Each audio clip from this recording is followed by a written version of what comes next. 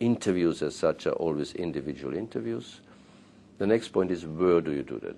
Prisons are overcrowded. If the director tells you you have a beautiful office there, we can do the interviews, never accept it. It might be tapped or whatever. Usually detainees know best where they can speak most freely. It might be their own cell. Then I ask the others, would you please leave for a moment so that we can stay alone here?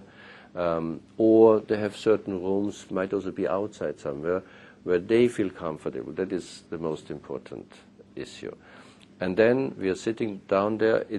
I'm never alone with the detainee. We have this principle of 4 eyes. It's also good if you talk to a person, if you interview, you're not taking notes at the same time.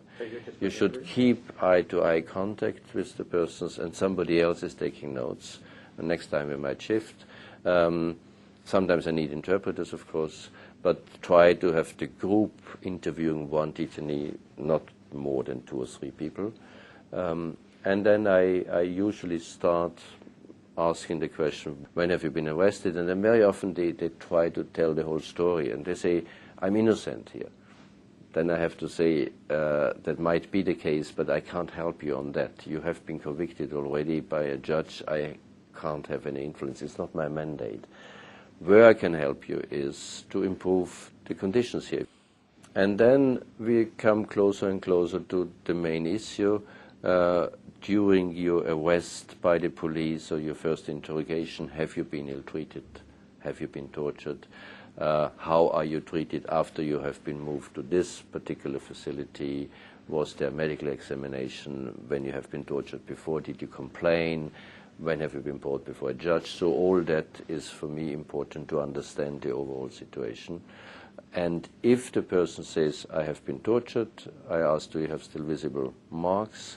I want to have a very, very specific description. Where was it? By whom? How did the room look?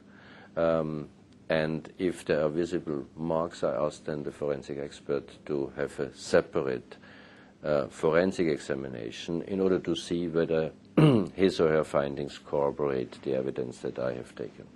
I think that's the most important. What I want is an honest account of what happened. And it is only possible if the people have trust in me. I might give them the business card. I give them this description, what I am, what my mandate is, what I can, what I cannot do. But then it's, of course, very much the way you're interacting. That is then establishing the trust that makes them speak up.